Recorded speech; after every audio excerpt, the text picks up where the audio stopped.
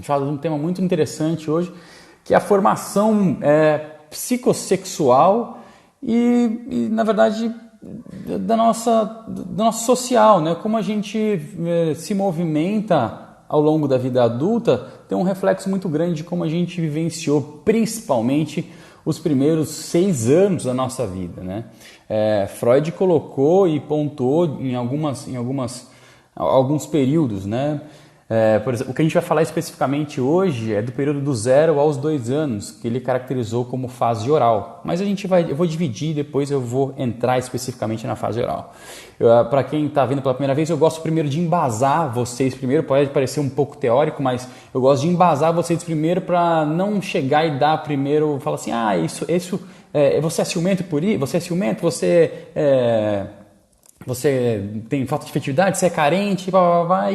E não explica o porquê que a gente tem esse tipo de sentimento, né? Por que a gente desenvolve esses sentimentos, de onde vem isso. Então eu gosto de dar bastante a parte teórica, tento passar da maneira mais simples possível para depois a gente entrar na parte prática. E no final vocês vão ver se vocês se encaixam ou não, né? Nessas formações, nesses conteúdos.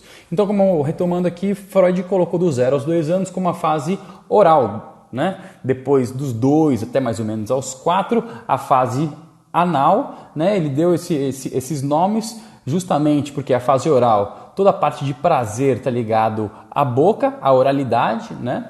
Tanto se a gente for ver e pegar brinquedos para criança que é mais nova, vai estar lá brinquedos que você pode colocar na boca e até 2 anos de idade.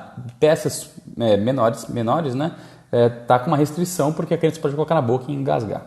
Então, a fase oral é de 0 a 2 anos de idade, depois tem a fase anal, e justamente pela fase anal de anos mesmo, e muito está relacionado à parte das fezes, né? E aí a gente pode identificar e ter a simbologia do reter e do soltar, do próprio esfíncter, né? Eu retenho ou eu solto as fezes, né? Isso, nessa fase, vamos dar só uma pincelada aqui, nessa fase a gente começa a perceber na criança muito o desenvolvimento também do sadismo e também do masoquismo, né? No sentido de que sádico, no sentido de controle até do parental, né? Se a gente for ver quem tem criança aí, às vezes você fala, filho, vamos viajar, vai fazer xixi, vai fazer cocô, porque se a gente entrar no carro, não tem como parar na estrada, né? Aí você chega, tá lá viajando, lá acabou de entrar no carro, dá meia hora, fala, mãe, quero fazer cocô, entendeu? Aí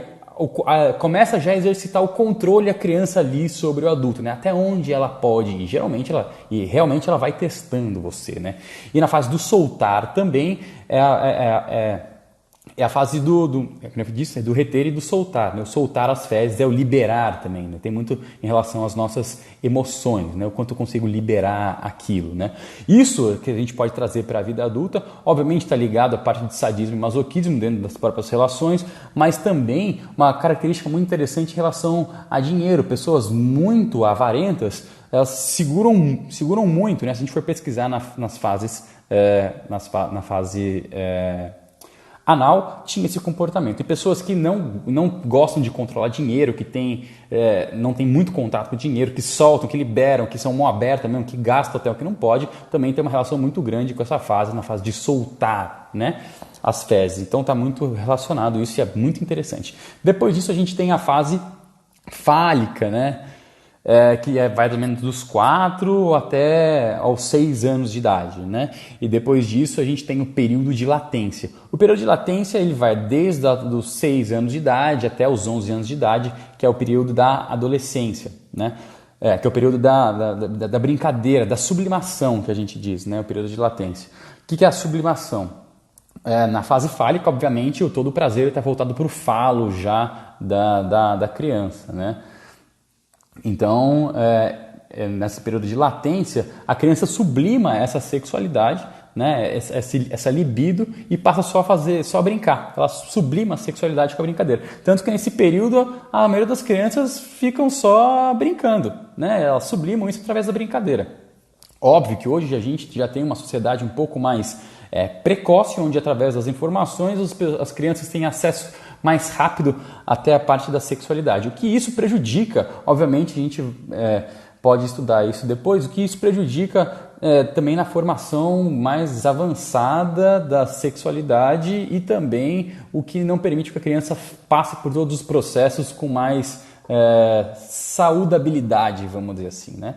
E depois da fase do período de latência vem a fase genital, que aí quando começa a fase genital é quando o menino tem a primeira ejaculação na masturbação e a menina tem a primeira menstruação, né? Então aí, isso quer dizer que eles já estão prontos para reproduzir a espécie de uma maneira mais primitiva de se observar. Esse é o ponto, né? Então vamos focar então só na parte oral, que é o que ela tem de consequência hoje na nossa vida adulta, por que eu tenho tais comportamentos e o que isso está ligado à nossa fase oral, né?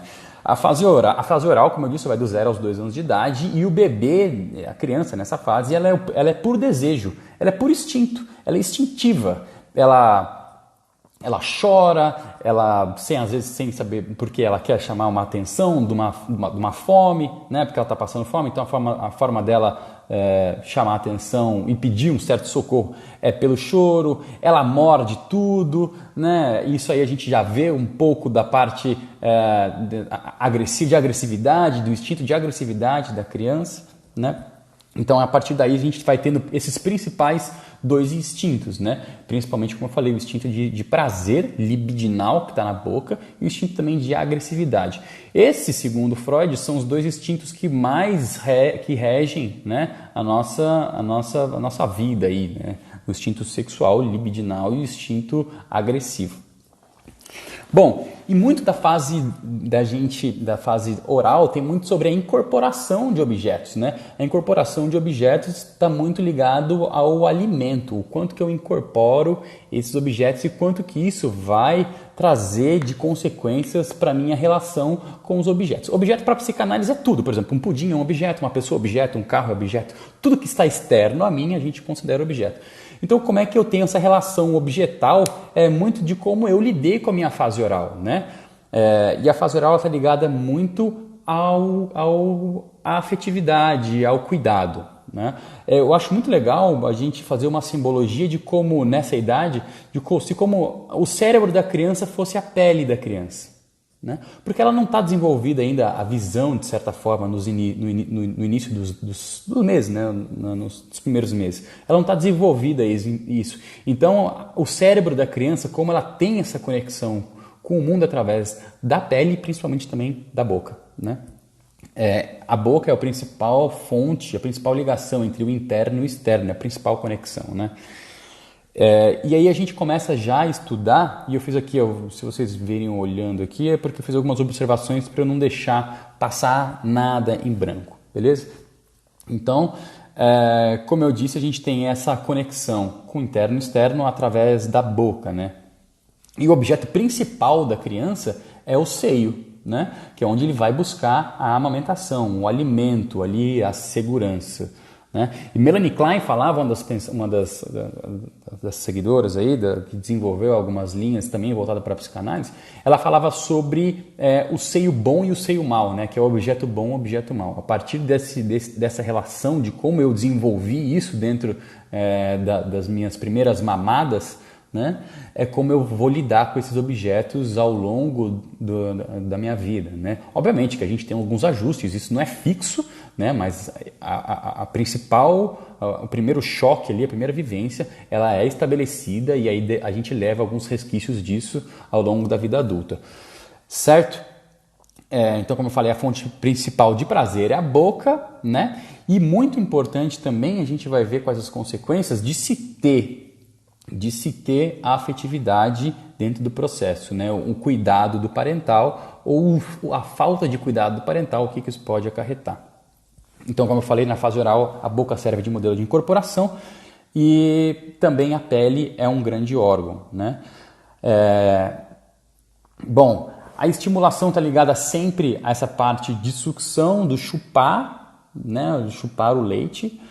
E a fase pode se dividir em duas, tem a fase oral e a fase sádico-oral, perdão. A fase sádico-oral, onde a gente também vai desenvolver a parte do nosso sadismo, que é quando vocês, mães aí, vocês já podem até observar, às vezes a criança quando começa a desenvolver o dente, né, a ter o dente, ela começa a morder o seio da mãe. Então é uma forma de também querer fazer uma destruição daquele objeto, né? Gente, parece meio doideira isso aqui, mas eu vou explicar as consequências mais para frente.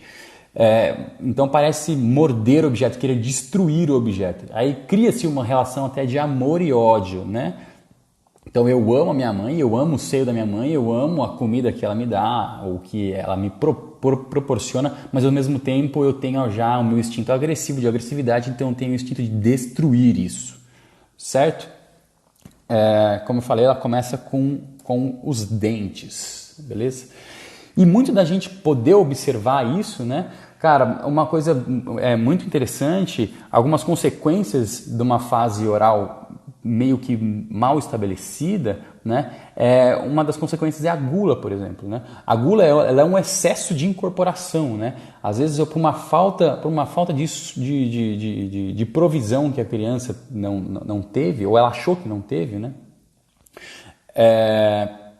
Ela começa a desenvolver a gula, começa a comer muito, né?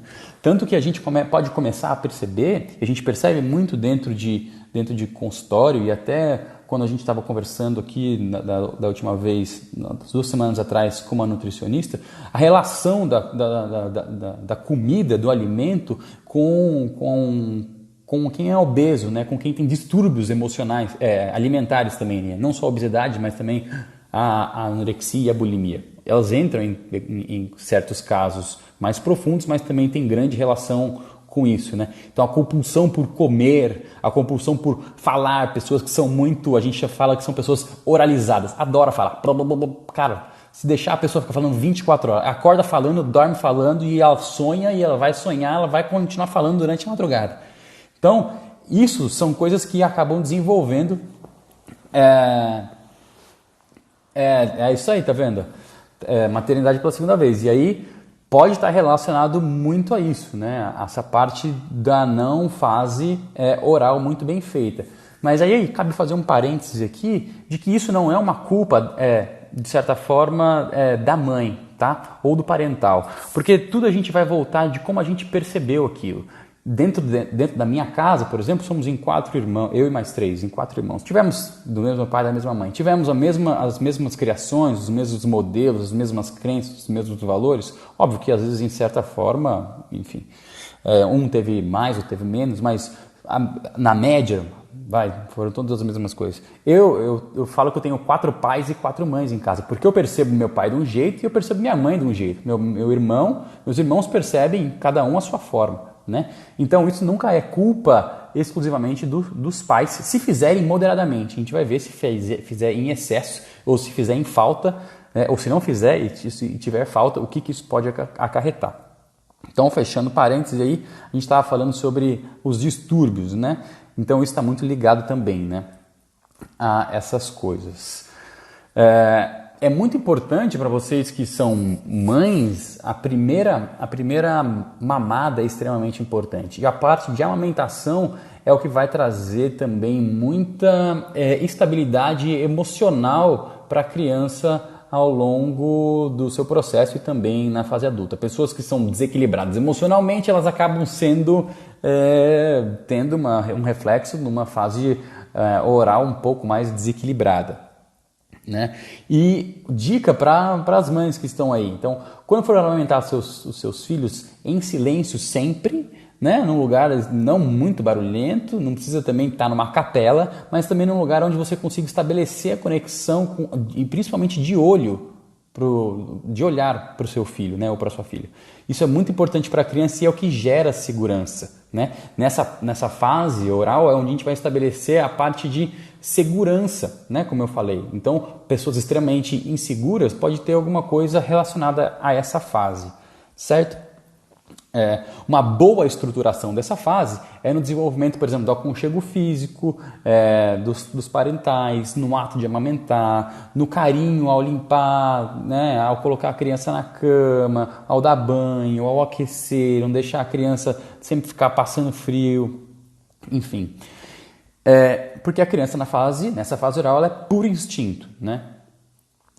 Pessoas que têm deficiência nessa fase, é muito interessante da gente perceber. Vamos lá, em algumas hipóteses aqui, né? Vamos colocar a hipótese 1 primeiro aqui, que eu coloquei. Eu coloquei 4 hipóteses para a gente trabalhar. Já vamos para as consequências agora, e aí você já pode começar a analisar até em você, né? O que dentro dessas hipóteses pode se encaixar. E aí o que isso pode estar relacionado a esses 2 anos de vida que a gente começou a falar aqui. A primeira hipótese, vamos supor que a gente tem uma fase oral adequada. Beleza? Tá tudo bem. Tipo, caso você incorpore bem isso, absorva bem essa fase, por exemplo, onde seus pais foram ok, né? Não deram nem muito nem pouco, foi legal, você começa a desenvolver características ok para essa fase. Você não tem tanta necessidade de de ter segurança em coisas externas, né? Então isso causa, óbvio, também um bom desenvolvimento para a próxima fase, que é a fase anal, né? Fazendo uma lembrança aqui, quando eu tenho uma deficiência nessa fase oral, todas as outras fases elas passam a ser deficientes também, porque eu vou sempre querendo compensar na fase anterior o que eu estou na fase atual. Então vira uma bola de neve, né? E aí uma fase mal feita, cara, puta, aí vira um boné velho só. Mas não se preocupa que todo mundo tá nesse mesmo barco, beleza? A segunda hipótese é uma fase oral inadequada por falta de provisão de segurança. O que quer dizer isso, né? Caso a criança sofra maus tratos, tenha alguns traumas, algum tipo de abandono, ou que ela se sentiu abandonada, por exemplo, já tive paciente aqui, só para vocês entenderem, que os pais eram extremamente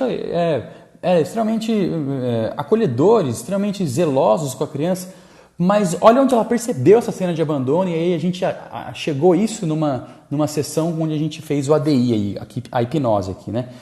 Os pais foram viajar quando ela tinha 1 ano e pouquinho e deixaram com a avó, né?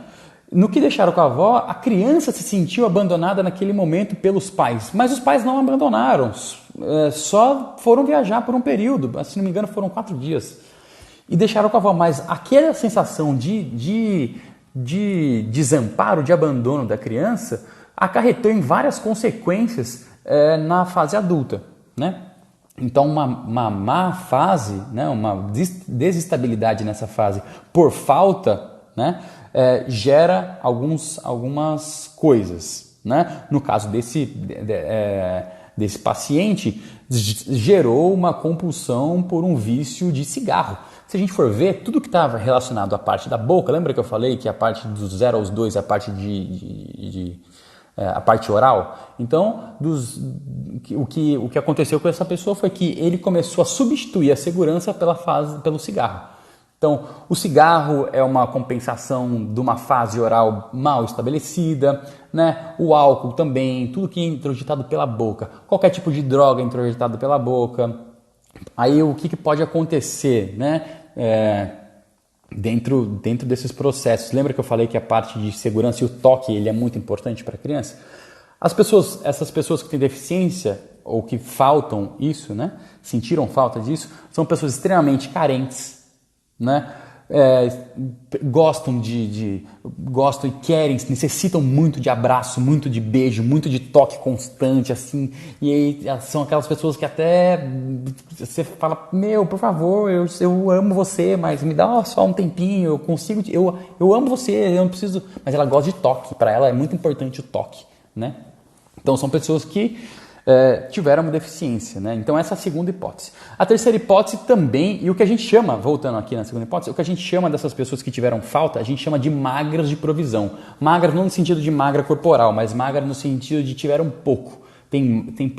Tiveram pouca afetividade, pouco zelo, né? Ou sentiram pouco zelo naquela fase. Na terceira hipótese, então, a gente chama já os de gordo de provisão.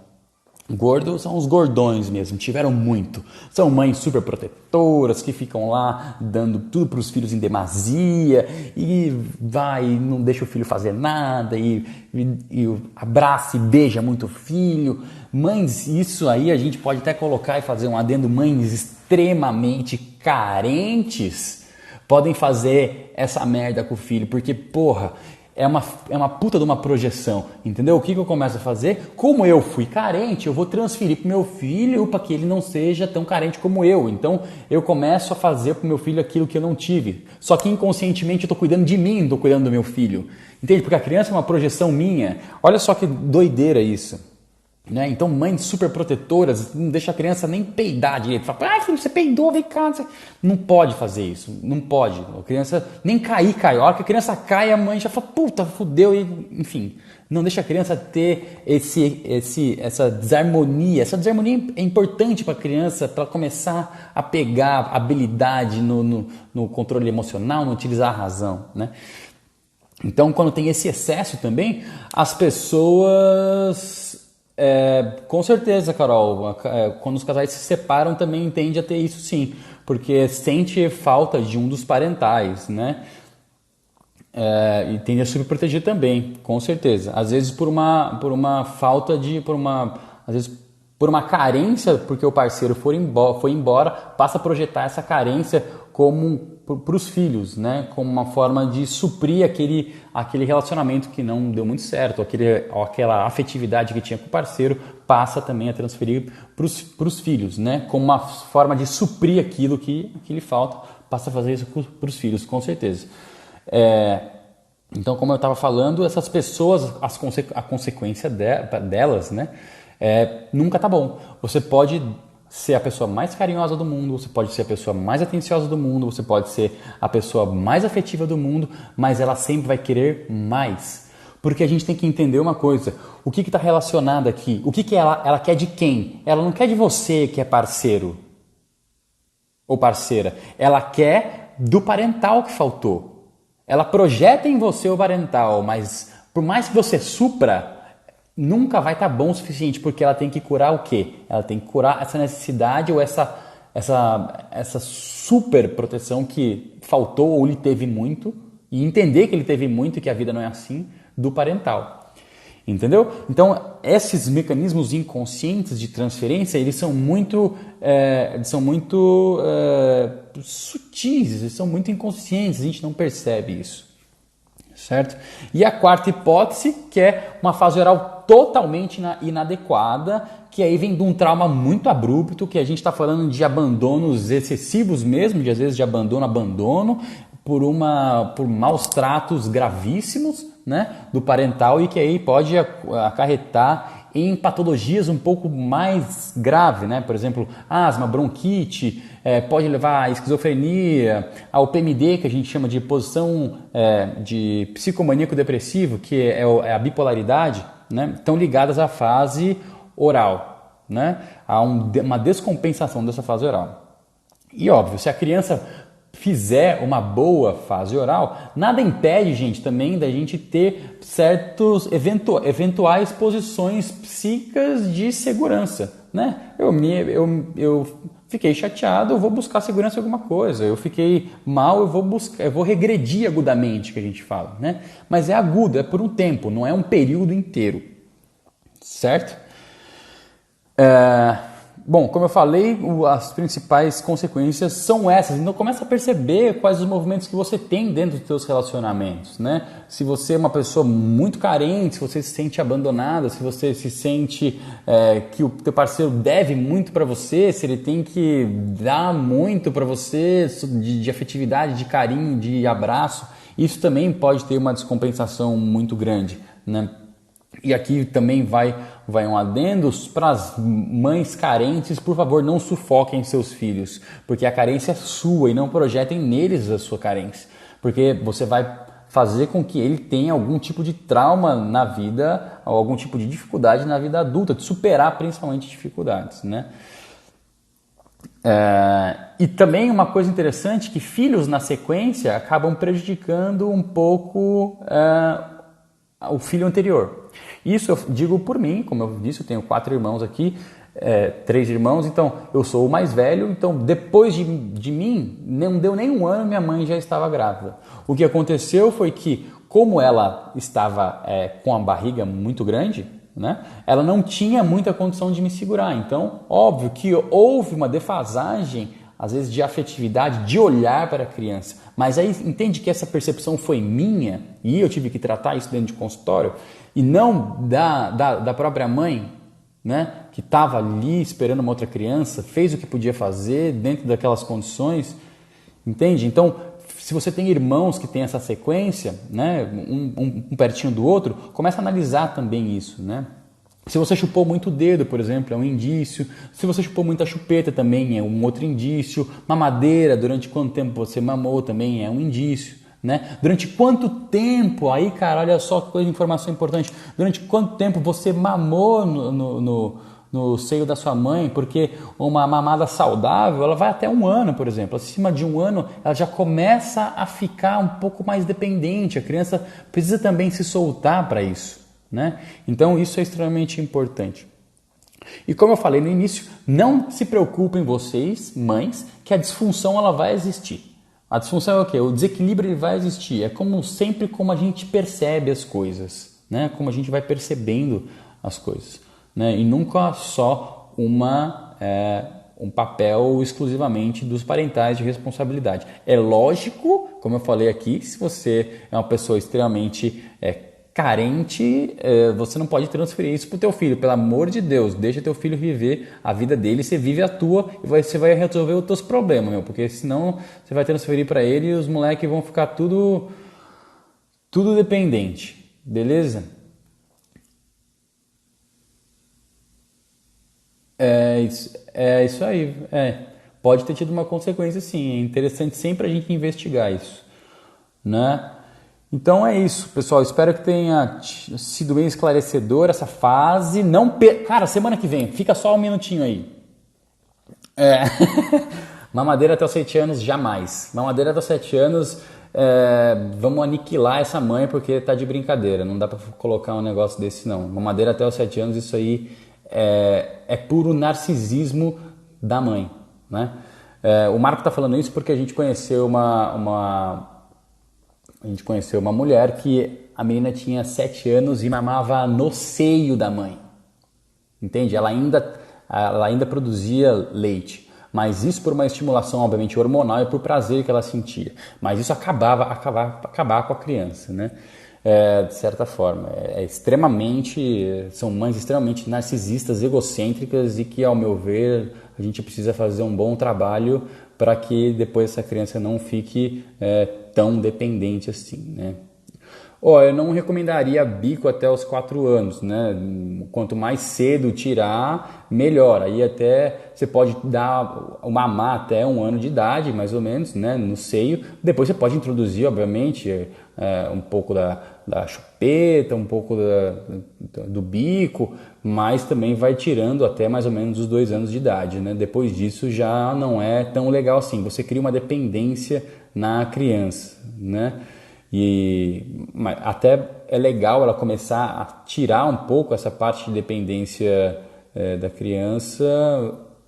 Pode ver quais são os efeitos que, já que é para você, pode ver quais os efeitos que você leva isso hoje na vida adulta, né? Em relação à parte afetiva, principalmente, né? Gente, eu não quero colocar que está errado aqui, né? Nada está certo e nada está errado. É tudo uma questão de percepção. Como a gente percebe as coisas, é como a gente vai lidar na vida adulta. Mas isso não quer dizer que eu sou melhor e nem pior. Quer dizer que como eu estou reagindo às minhas circunstâncias hoje, é como eu lidei com isso lá no passado. A questão é, se te incomoda hoje, ok, vamos fazer um ajuste para isso. Se não te incomoda, tudo bem. Entendeu? Mas a partir do momento que começa a incomodar, aí já passa a ser um problema. Ok? Beijo, até semana que vem.